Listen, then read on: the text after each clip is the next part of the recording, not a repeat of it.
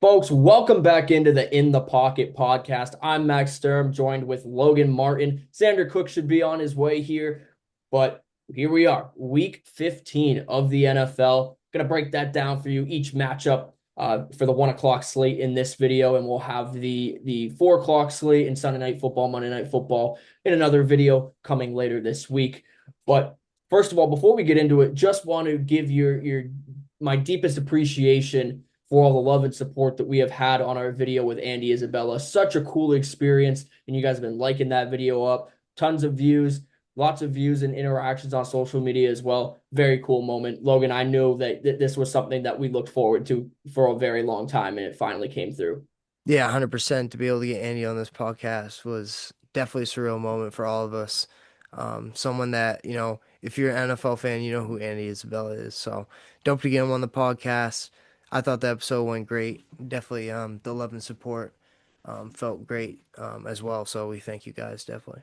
And we hope to get some more NFL players on at some point. But for right now, we'll go back to our normal schedule that we usually do. We'll kick things off with the Falcons, who face the Buccaneers. They're playing right now. First quarter's almost over. 0-0 ball game, though. So really, you can still go either way. I'll go through real quick. For me, I've got the Buccaneers. And Logan, you and I talked a little bit about it before. Kind of tough for me to choose one side or the other because I'm for a few reasons. One, I don't think that either of these two teams are very consistent, but I also have both of these teams. I have a little bit of fandom for both of them. I love the Buccaneers, and I always have liked the Falcons because their fan base has gone through a lot of the similar things that Buffalo's has. So I've always sided with them. But these two teams come together. Well, I talk about the consistency about these two teams. I feel more confident in the Buccaneers to get things done with Baker Mayfield at quarterback and having those weapons. Mike Evans is back as well, which is awesome. But the Falcons, on the other side of things, the Falcons just haven't really been able to be consistent or show that they can be consistent all year. Michael Penix is out. They've got Kirk Cousins in, who still hasn't played like he has played in Minnesota at all. They got Bijan Robinson and Drake London, two fantastic players, but just not a quarterback capable of getting them the ball efficiently. So for that reason, I take the Buccaneers. I have them winning. Very, very low scoring game. I'm going to have it 21-14. Yeah, Tampa Bay is missing their left guard now. Ben Bredesen, saying that wrong. That's a mouthful. That's a Yeah, it crazy is. name right there. Just one on the IR, so he'll be out. Tampa Bay's getting healthier wide receiver now that Mike Evans is back, but both teams have been struggling recently. Atlanta's lost 7 of their last 8 games. Tampa Bay's lost 4 of its last 5, and after last week's loss, Atlanta's officially eliminated from playoff contention. NFC South division will heat up here between Tampa Bay and Carolina. And Atlanta will be looking to spoil things now that they have nothing to lose. In some situations, backing a team that has nothing to lose can be a great edge, in my opinion. In this one, I like it even more with a much improved Falcons defense this year that loves to blitz the quarterback, and Baker Mayfield struggles against the blitz.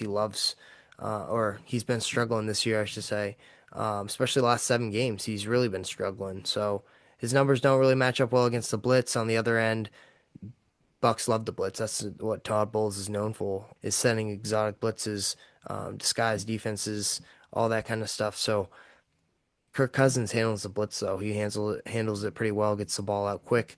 So in that case, I'm going to take Atlanta to cover this game. They cover this 5.5 point spread, 24-20.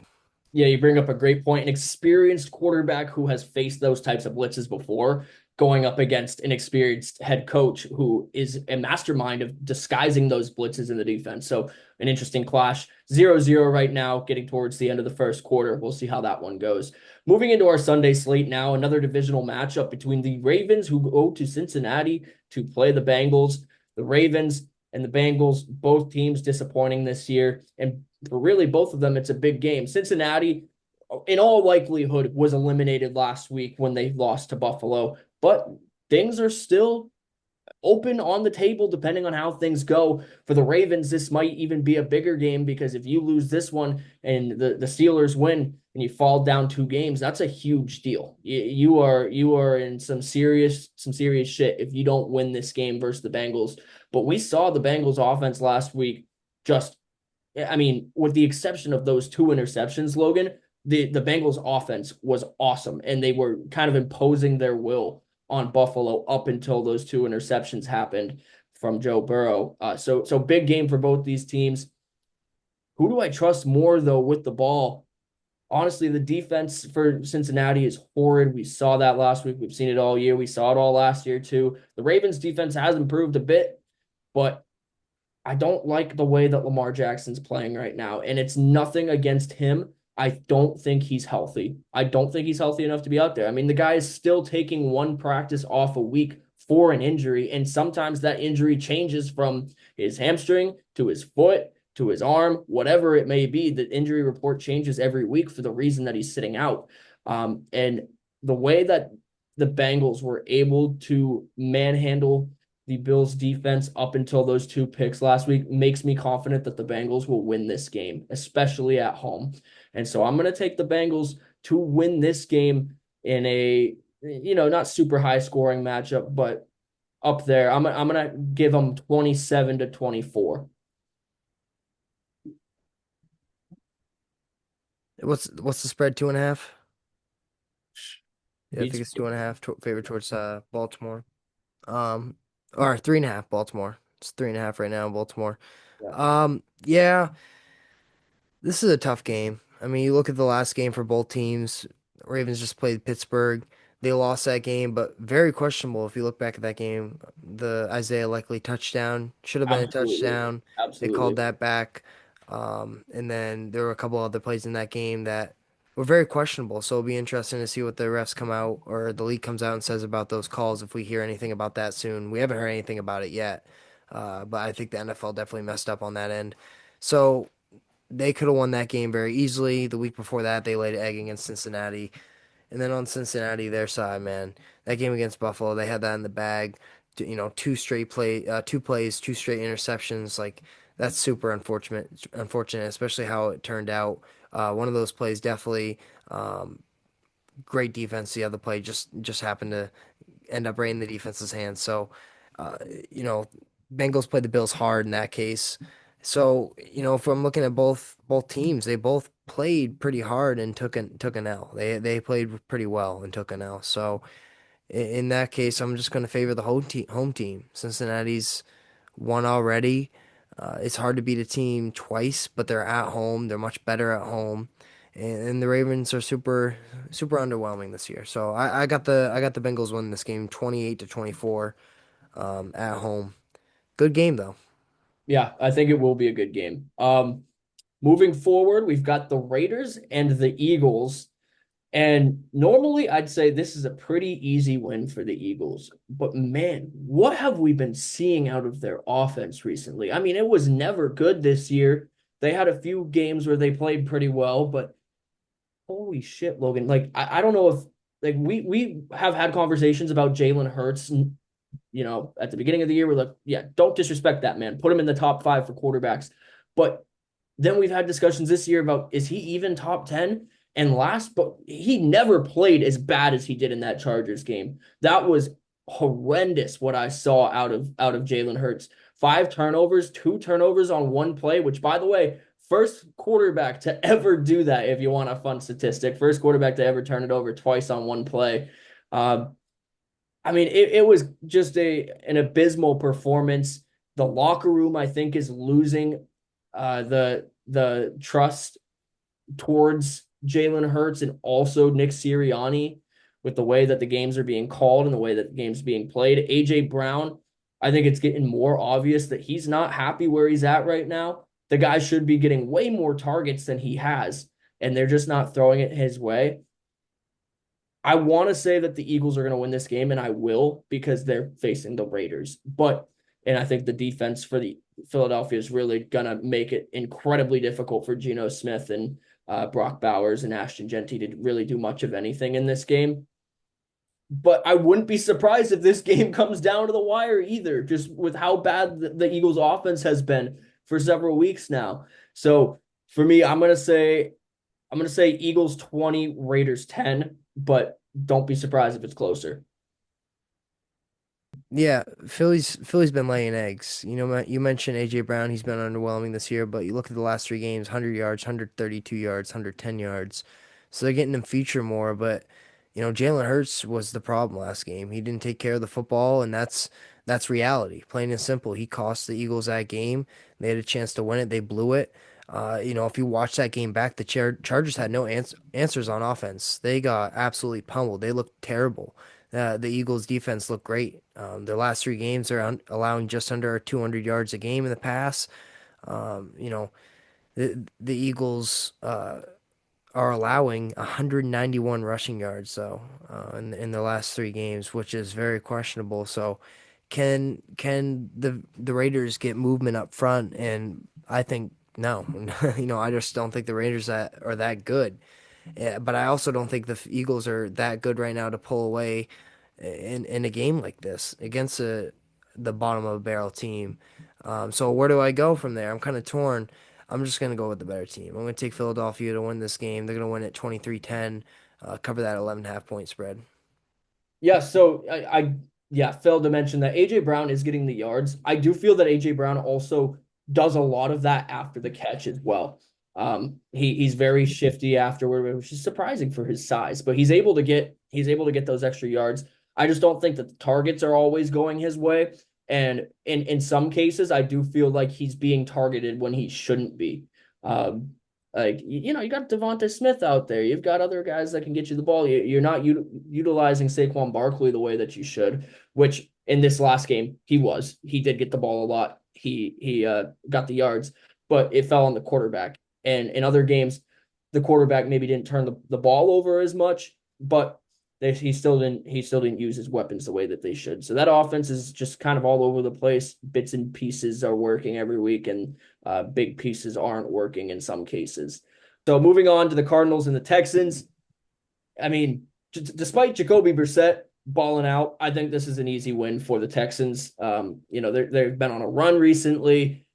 They have a chance to, or they could be the winner of the AFC South if all things go their way. And their defense is just incredible. So short and sweet with this one. I've got the Texans winning this game 24-17. I'm pretty close in that prediction. Yeah, Cardinals, they've dropped what, 10 of their last 11 games, and they just lost 45 to 17 against the Rams last weekend. Texans defense are on a historic run, and their offense is starting to gel little by little under Stroud now that he's back and healthy.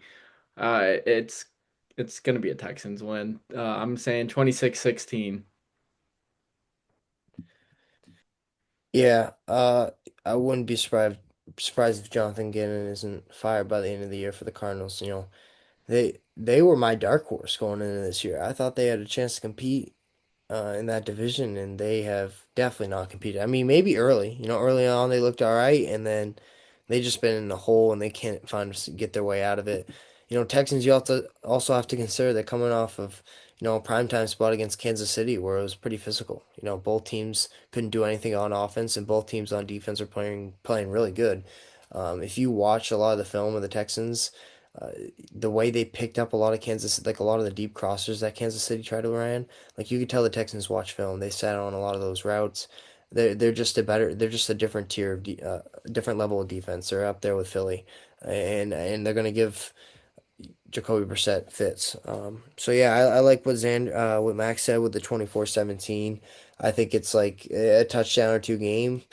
I think the 9.5, it's right around there, probably right on the dot. So I'm gonna go 23-13 Texans, and they cover the 9.5 barely. Yeah, and it looks like the Cardinals might just clean house after this year, to be totally honest with you. Like fire Gannon, and I think Kyler Murray's on his way out. I think he's going to be shipped somewhere or let go in whichever fashion it is. I think he's gone as well. So I think the Cardinals will probably reset and try and start over again with a new coach, new quarterback. And the Texans are a team that nobody wants to play come playoff time. They are dangerous. Moving on to the Chargers and the Chiefs in the 1 o'clock slate. Yeah, man, the Chiefs, this is a must win.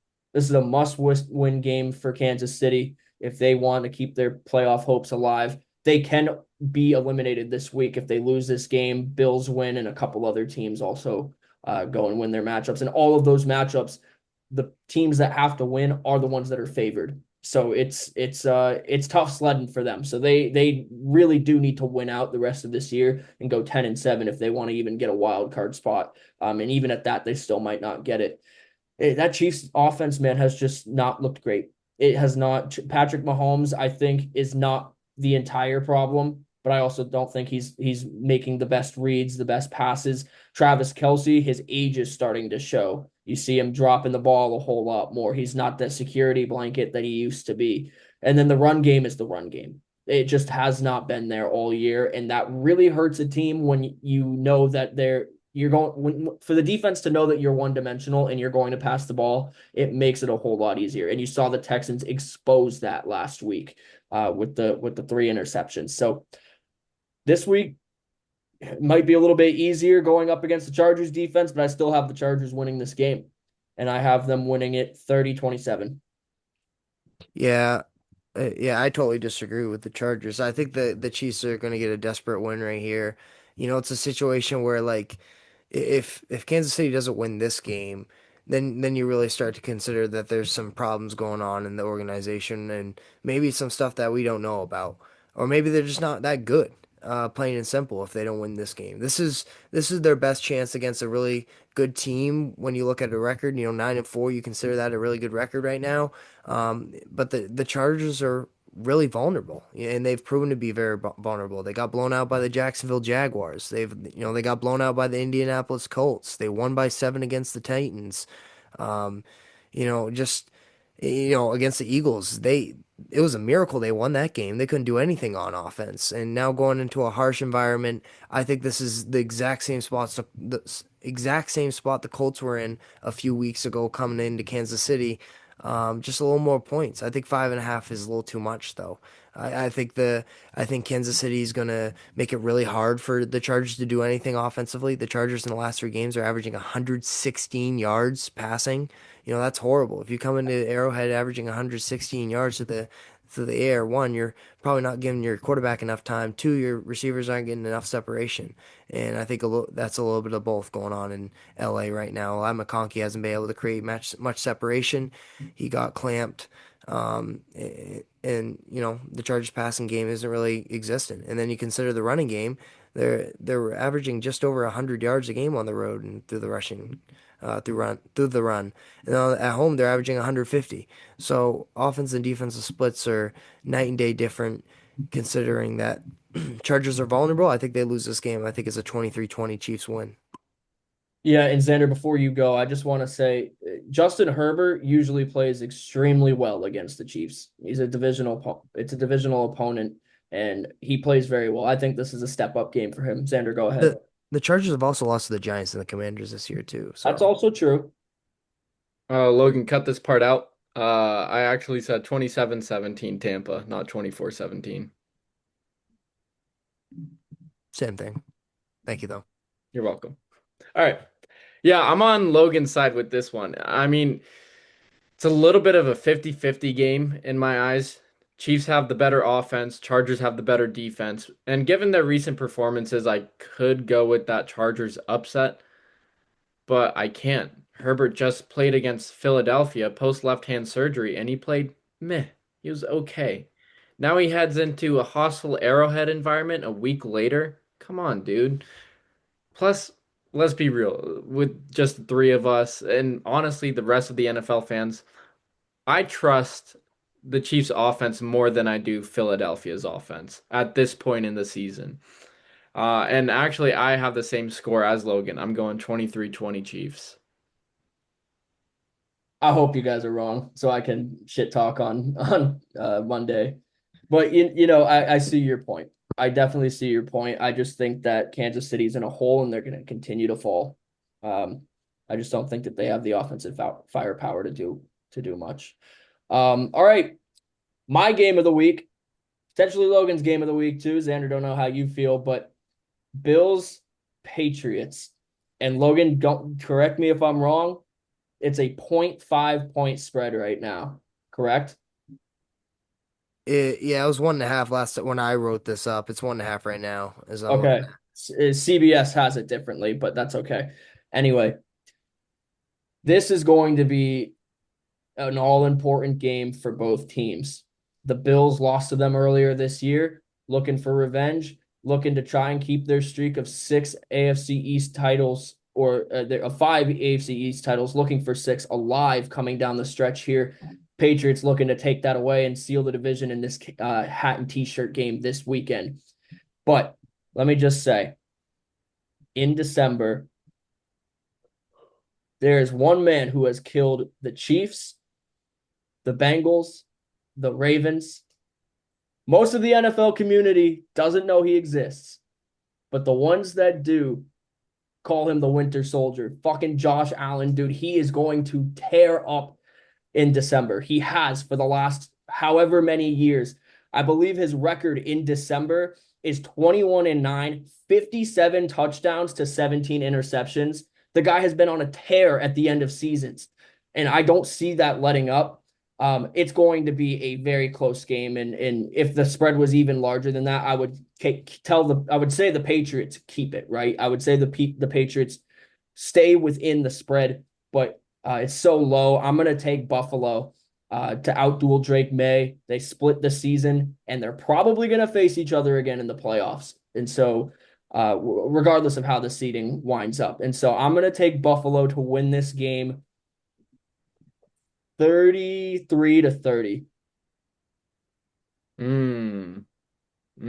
I like that score.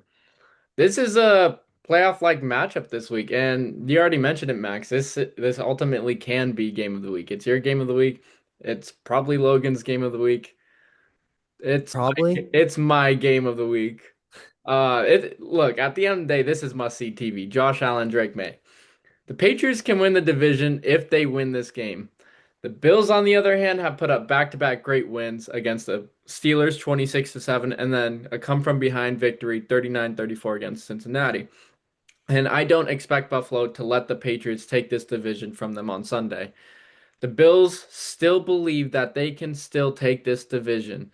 And look, they're going to have to put Allen with the team on his back again, and he can do that at will. I can see the Patriots winning this game. I can. They already went into Buffalo and beat the Bills. But this is December football. This is where the Bills are at their deadliest. And I'm not giving up on the Bills. I'm not giving up on Josh Allen or Sean McDermott right now. I'm taking Buffalo 27-24.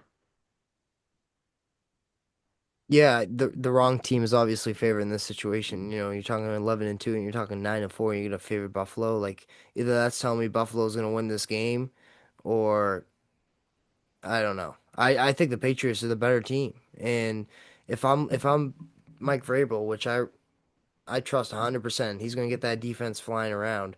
Is you take away Dalton Kincaid and you take away Josh Allen's legs.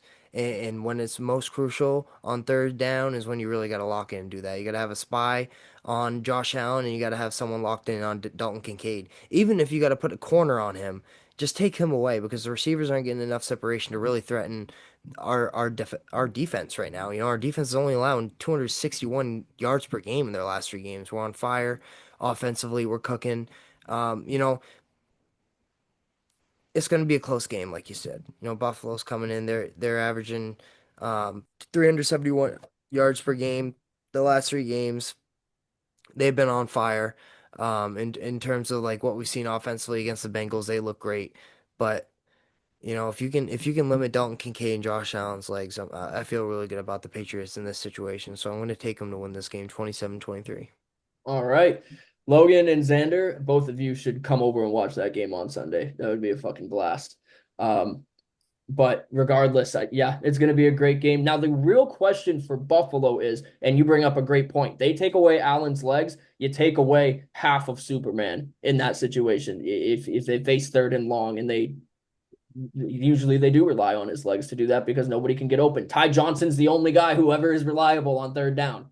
But if you take away that, that's great for New England. Now, on the defensive side of the ball for Buffalo is where the concerns are. You look last week and they gave up 10 of 12 or 10 of 13 third downs.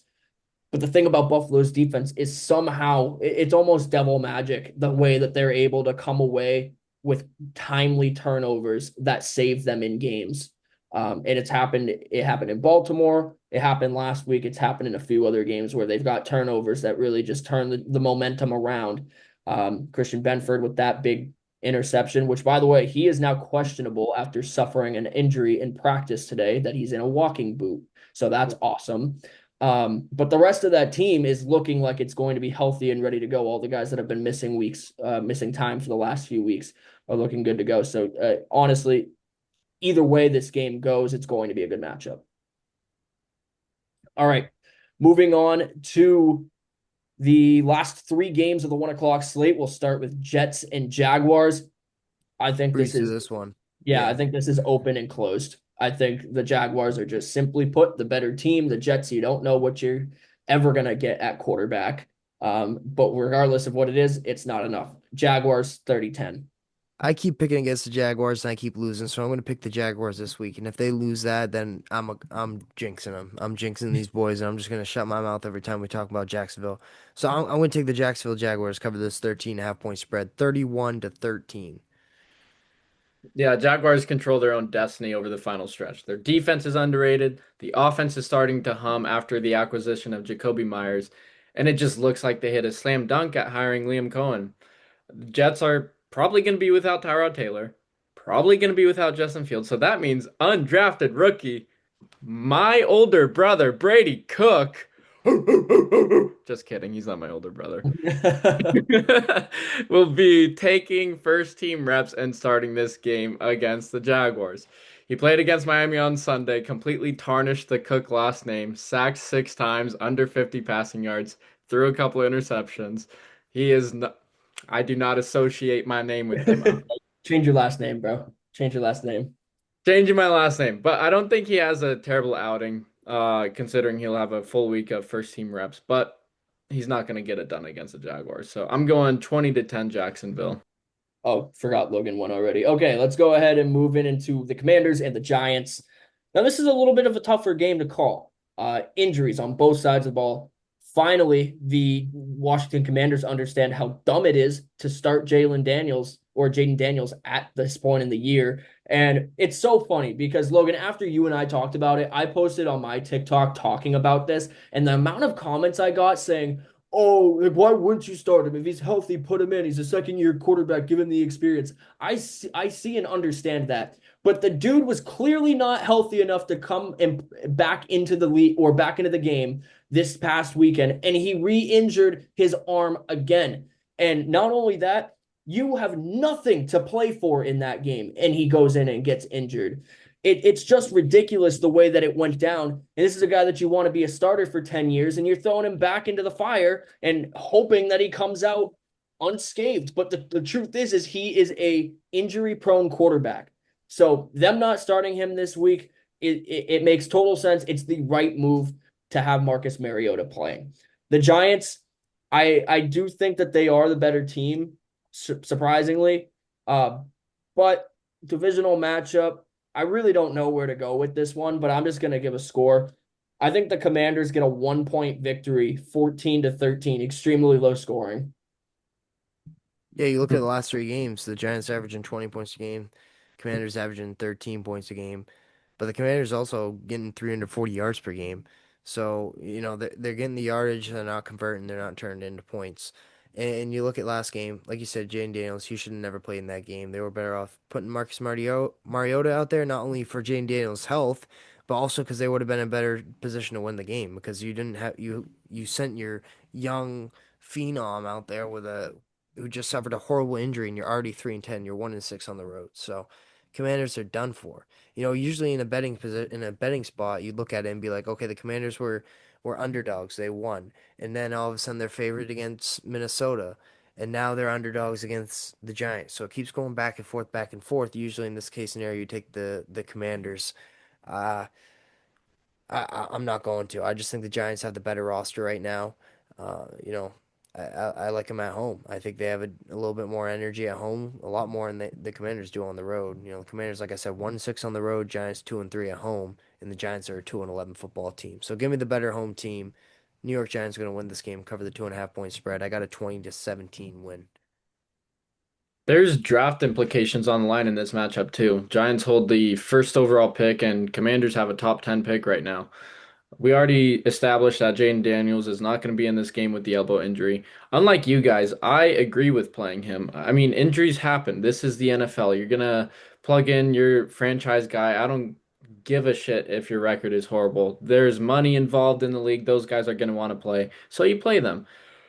Like I said, injuries happen. You're Tom Brady, for example, if his Patriots ever had a really horrible record, he'd still be out there. He'd still risk the injury. It's just a part of the game. So I'm fine with them playing Jaden Daniels. Real quick before you give your score and you break into analysis of that, is it worth putting a guy who's proven to be injury prone out there? Is it the same situation as something like Tom Brady coming in and playing? Because he was not injury prone. No, but let's say 2009 Patriots. That's a year after Brady just tore his ACL in the opening game against Kansas City. Had the Patriots had a bad record that year, I firmly believe Brady would still be playing, no doubt. I You look at any QB riddled guy. If QB riddled franchise guy, I should say, if they have a bad record, say they're 4-10, they're still going to be out there playing. So like I said, the NFL is a professional football league. You're not gonna sit. It's rare you'll see teams sit their franchise guys. So I agree with playing him. You run the risk of injury, but again, that's just part of football. Marcus Mariota, he's gonna get the start. He's played great in some games. He's had some duds in other games. Jackson Dart, on the other hand, rarely turns it over. I like the Giants at home, and they're coming off of a bye, so I'm going 24-16 Giants. All right. Moving on to the last game of the 1 o'clock slate. It's the Browns going into Chicago to play the Bears. And as great as that Browns defense is, I've got the Bears taking this one. I think that they are just looking to close out the season on a really high note and potentially fight for that number one seed in the NFC right now. Give me the Bears to win 27-20. No. Sorry, 27-14. I think it'll be a little bit farther out than that. Yeah, if there's any offensive coordinator or head coach I want going against a really physical, tough defense is Ben Johnson. And the way that I've watched the offense operate under Ben Johnson this year makes me think that in situations like these, they're going to find a way to get the defensive line on their heels a little bit, instead of just forward momentum 24/7. You know, if you watch the game, do you guys watch the game against the Packers? Do you see the amount of play action ran in that game? The way the run set up the pass, and the majority of the pass seemed to just be strictly out of play action. So in that case, that kind of offense can get guys like Myles Garrett sitting because they're waiting for the tight end to come leak out into the flat on the play action. Uh, um, and not forward penetration all the times. I think the running game is going to be explosive for the Bears. You know, you look at Tony Pollard last week, 25 carries for 160 yards. If you're telling me that no one on the Bears can do that with the way that their offensive line's getting pushed and the running backs are running, that running game, the offenses look good. So I'm with you, Max. The Bears going to cover the 7.5 point spread. I got them winning 27-17. Yeah, the Bears are ninth in EPA per play, 11th in EPA per dropback, and third in EPA per carry. And that last stat is crucial because the weather in Chicago, it's going to be 10 degrees and the wind chill is going to be negative 10 degrees. So both teams are going to heavily rely on that run game. Cleveland's run defense has been one of the best in the league. But last week, they let Tony Pollard and the Titans just run over them at will. I'm not saying that I'm going to expect the same thing on Sunday, but it does show that that run defense is vulnerable. I'm going with the team that's on a heater, which is Chicago. They have the better offense, they have the better coaching staff, and both of those absolutely matter in a hostile weather forecast like this. I'm going 24-20 Bears. I think that the Browns cover the spread due to how dominant that defense is with Myles Garrett, but the Bears are the better team, so I have them winning. Just a few more days for Myles Garrett to try, or a few more games rather, for Myles Garrett to try and get that sack record. He's at what, 20 right now? So he needs three. Yeah, he needs three. Yeah. To get to 23, he would break the record. Just wild. The guy, I think he's going to do it, but just just wild that he's gotten to that point again this year. Obvious defensive player of the year. Oh yeah. But anyway, that's going to wrap up our 1 o'clock picks video. Thank you for tuning into the In the Pocket podcast. Again, we appreciate all the support on the Andy Isabella video. It was such a cool experience. And we hope to do something like that again. But for now, make sure to tune in later in the week for our 4 o'clock and Sunday Night Football, Monday Night Football picks. And make sure to follow us on social media as well if you want to see clips and maybe some extra things that we do that might not make the podcast. But for now, that's it. We'll see you guys in the next video. Peace.